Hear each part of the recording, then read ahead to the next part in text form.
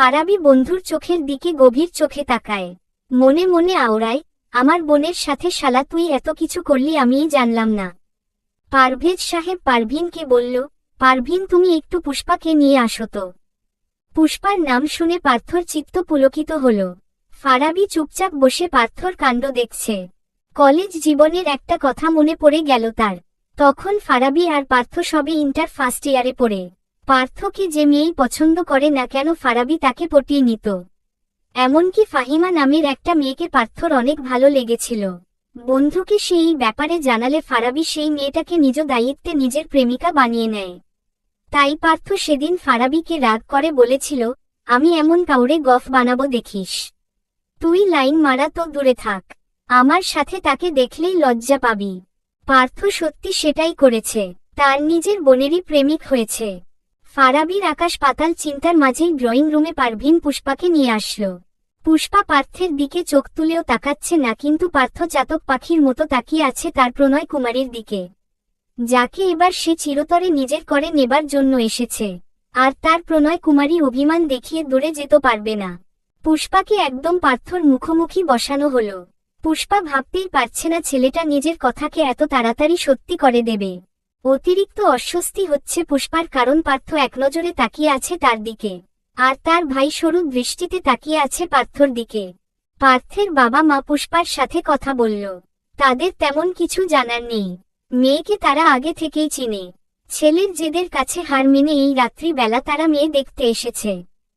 পারিদা বেগম চা মুখে দিতে দিতে বললেন, আমার মনে হয় পার্থ আর পুষ্পাকে কিছুক্ষণ একা কথা বলতে দেওয়া প্রয়োজন। পারিদা বেগমর কথায় সবাই সম্মত হলেন। পার্থ যেন এই কথারই অপেক্ষায় ছিল।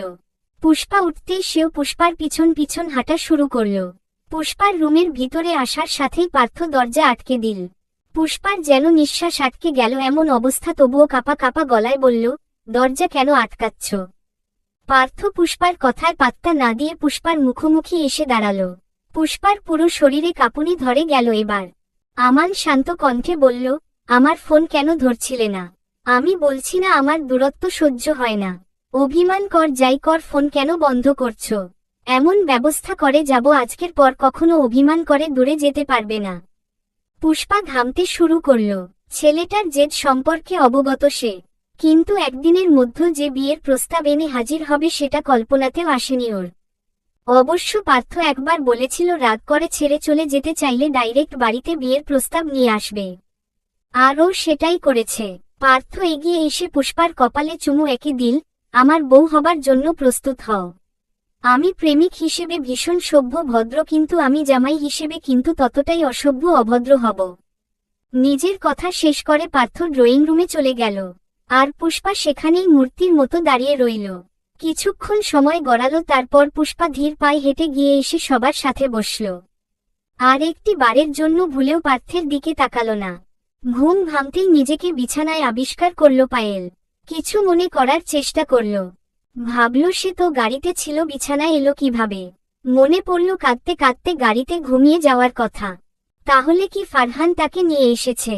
কিন্তু কেমন করে নিয়ে এসেছে, কোলে করে নয়তো?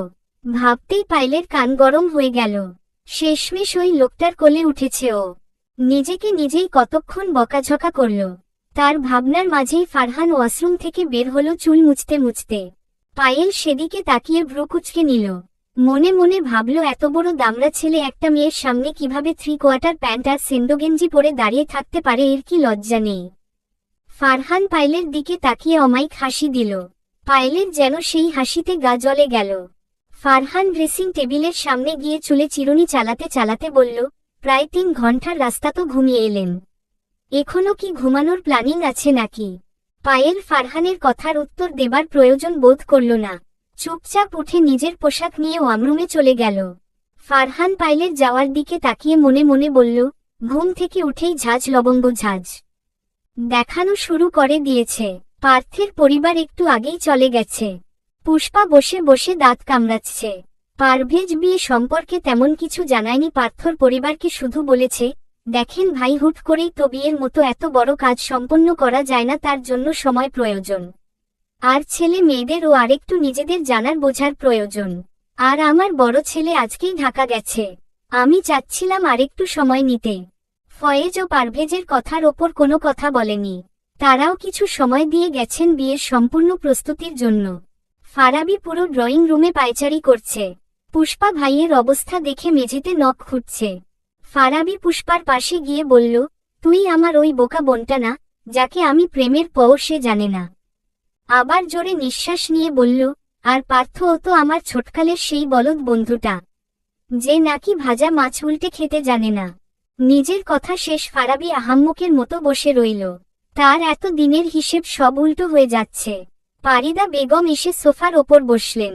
মনে মনে তিনি একটু ফারহান পাইলের প্রতি রাগান্বিত। তাই পরিবারের কারো সাথেই তিনি প্রয়োজন ব্যতীত কথা বলছেন না। পারভিন বেগম সকল খাবার উদ্দেশ্য ডাকলেন। পুষ্পা ধীর পায়ে হেঁটে গিয়ে খাবার টেবিলে বসল। ধীরে ধীরে সবাই গিয়ে টেবিলে বসে পড়লে পারভিন বেগম খাবার সার্ভ করতে করতে বললেন, ফারহান আমায় কল করেছিল। ওরা কোন সমস্যা ছাড়াই বাসায় ভালোভাবে পৌঁছে গেছে। চলবে।